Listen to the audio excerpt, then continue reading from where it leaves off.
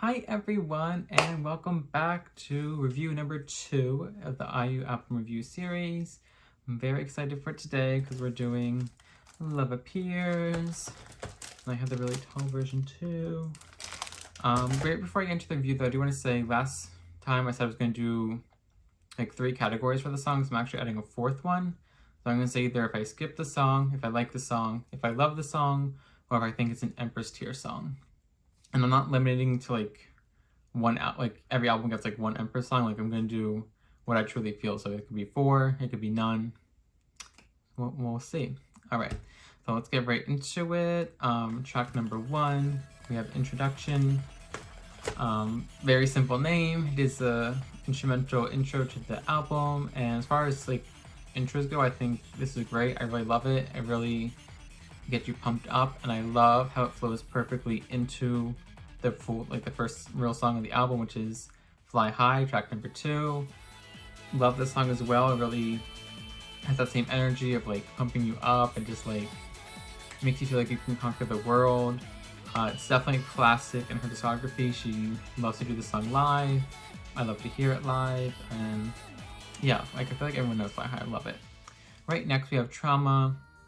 Once again, another like classic song for IU to perform live.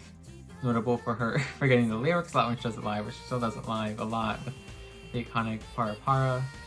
And yeah, I think I love this song too. It's really just another classic, like fun synth pop jam. We love it. Alright, next is And Then. I'm gonna say this is already gonna be the first Empress tier track of the album.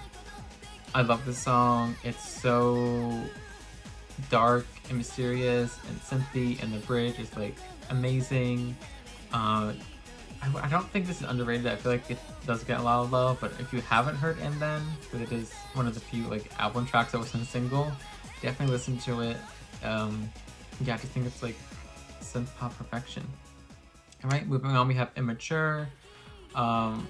This song, I always stood out to me. Like, I listened to this album, this is like one of the first IU albums I listened to like 10 years ago, and this track always stood out to me because it has like an organ, like a synthesized like organ intro, which I always thought was so interesting. And overall, I really do love this song. It really plays off well of like And Then. Like it's kind of still like dark and mysterious and like synthy. I'm looking at my notes. I said, oh yeah, so the lyrics are more dark for the song, and that's kind of the theme we'll see overall for the album. It's a lot more pessimistic than her last album when it comes to the topic of love. But it's kind of like Immature, like really dealing with like trauma, which I think was interesting. And yeah, I love that song. Musically, lyrically, we love it. All right, next, track number 6 is Boys and Girls. And if you're watching this video, I don't think there's any chance you haven't heard this song. It's legendary. It's definitely an Empress tier song for me. If you ever watch an IU concert, you're going to hear the song. She does it at every concert, as she should, because it's just like iconic, like J-pop dance song. Like literally one of my favorite J-pop songs of all time. Like legendary, Empress tier for sure. Definitely deserves like the amount of attention it gets because it's iconic. Right, next we have 2B. This is our first album. This is our first album. This is our first ballad on the album. We're at track number 7 now, so good way into it. And yeah, I love this ballad. I think it's really beautiful, simple, like not like, doesn't have like this huge like orchestral instrumental or anything, but it has more of like a Spanish guitar vibe to it, which is kind of different for IU, so I really like that. In the lyrics, she's basically saying like, without this other person in her life, she would be nothing. So very dramatic, but very IU. So yeah, love 2B.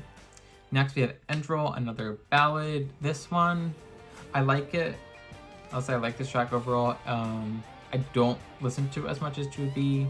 I don't think it's as memorable as 2B for me, but I still enjoy it. Endroll is a title one. Well, it's kind of a weird title one. It's basically like the end of a relationship is kind of what she's singing about, and it's nice lyrically. It's nice music. Like it's nice. Like I like it, but it doesn't impress me too much. All right, next we have PS2. Not Sony PS2, but it actually stands for Powder Snow 2, because this is a sequel to her, I guess we would call it a sequel, to the song Powder Snow on her first album. They kind of share a chorus. Like the lyrics are different for this song, but like the melody for the chorus is kind of the same. But the vibe and instrumental is very different. I really do like how they changed up the vibe of the original song to make it kind of fit with this album more. And what did I write here? Hold on. Oh yeah, very, very dramatic lyrics again. Like at the end of it, she kind of says like, let's just cry until we have no more tears. Let's just yell until we have no more voice. Kind of like another breakup song. And there's Ayu being very dramatic about love, as we'll see throughout her career. But yeah, I like PS2. Don't love it, but I like it. Right, next is Whatever. Specifically on the album, we have the dubbed 99 remix, which is over 7 minutes long of like techno perfection. I will say I love this song. I'm not gonna say it's Empress here because I think it's great, but I don't think it's like her best ever. But I will say this song is definitely memorable because it's the first time she's ever did like a techno song. This is the first This is the first single from LOVEppears, and like what a drastic shift it was from like her material from her first album to like a techno bop. Like we love to hear it. So yeah, we love Whatever. We love all 7 minutes of it. We'll never skip it. All right, next we have Too Late, and this is like I want to say it's like a hidden gem because it was on a single, but like I love Too Late. Like, this is easily Empress tier for me. I think it's as good, if not better, than Boys and Girls. I think it kind of came out right after Boys and Girls. It has like a similar sound and vibe, so I think it gets overlooked. But oh my god, I love Too Late. It's so good, and especially the remaster version. The synths, the bridge is just like amazing. Like just another like dance techno pop perfection. Like yeah, Empress tier. Too Late. It's overlooked too often. We love it. All right, next we have Appears. I also love this song. This is no like ballad. I don't know, ballad or mid-tempo pop song, like a slower song. And this is lyrically, this is definitely my favorite song on the album. It's kind of notorious for being like the anthem for like Ayu and Max Mansura. Essentially, like she's talking about how she met Max and how the relationship began, and the title Appears alludes to like how you can be walking down the street and see a happy couple walking hand in hand and they appear to be in love, which is where we get the title of the album, but no one really knows what's happening besides that couple. So I love it. I love the lyrics where it specifically talks about how Max called Ayu 7 times before Ayu actually spoke to him after they initially met, which I always thought was funny. And it's also notable like as her only true like Christmas song, because she does say like, will we get to say Merry Christmas to each other this year? Because if you don't know, Christmas in Japan is like a romantic holiday, not really a family holiday. So like it's a holiday for lovers. So like she's saying like, will we spend Christmas together in each other's arms this year? I'm gonna say no because they broke up, but yeah, LOVEppears, love the lyrics, love the music video, love everything about Appears, love it. All right, next we have Monochrome, another kind of not about, but like more mid-tempo pop song, slower pop song. Also love this song. I feel like this is another song that gets a lot of love, as it should. Let me read my notes real quick. Oh yeah, so the actual title Monochrome is kind of, she talks about like in the chorus of the song that she's wearing her sunglasses so the world is like removed of its colors. So she's being very dramatic. It's another like breakup song, saying how she didn't have to be a princess with a glass slipper. She just needed this other person in her life, which is once again Max Mansura. But yeah, we love Monochrome. It's very, once again, like kind of dark and like mysterious, and I don't know, just love it. Love Monochrome. All right, next we have Interlude, which we're at track number 14, which is like why, like we're at the end of the album, so I don't know why this is called Interlude, but I feel like it should be more in the middle. But besides that, it's fine. I like it. It doesn't do anything for me, but it definitely fits in with the album and connects the next songs nicely. So yeah, we like Interlude. All right. Wow, we're almost done. I feel like we're going this fast. Track number 15 is Love Refrain.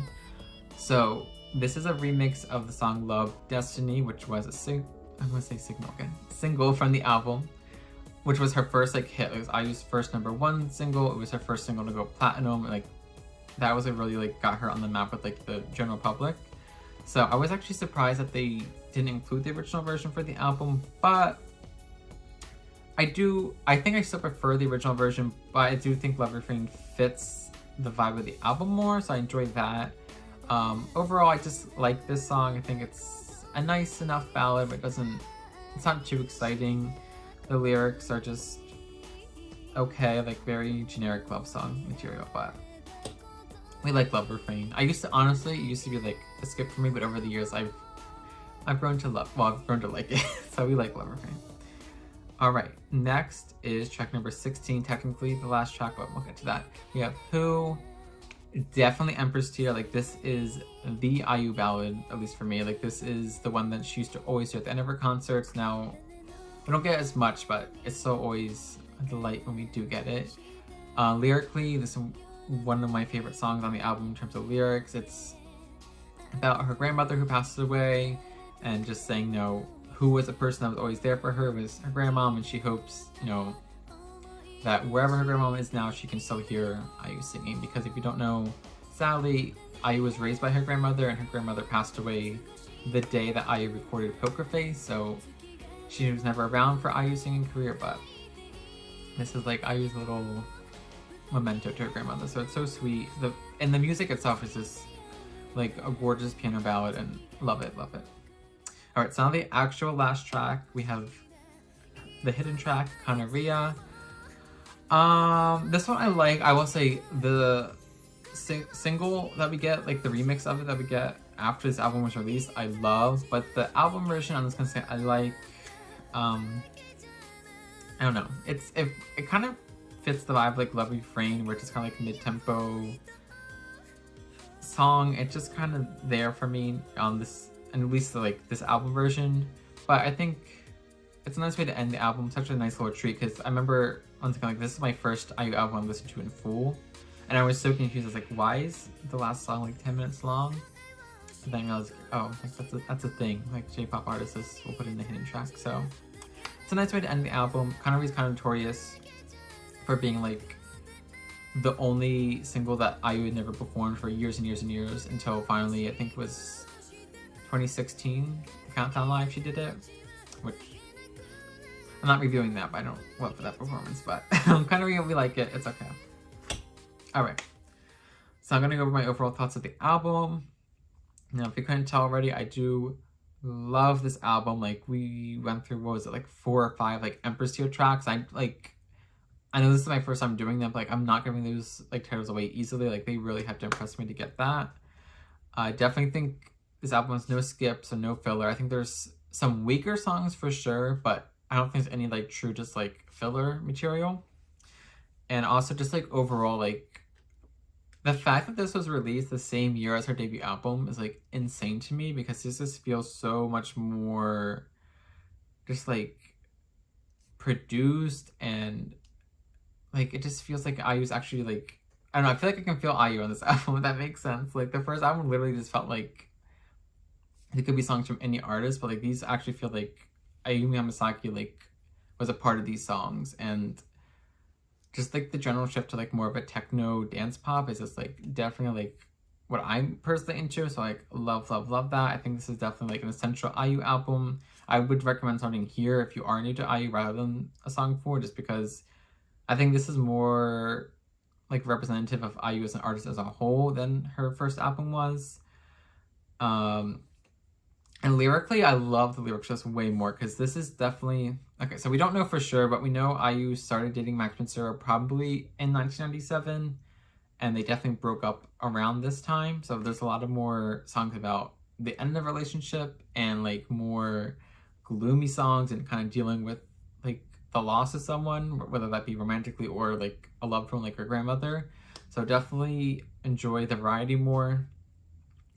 And yeah, I just think overall, like, it's an incredible album. I'm gonna give it a 9.5 out of 10 overall, just because there are a couple songs I think are a little weak. Like I said, not total filler, but still 9.5 out of 10. Amazing album.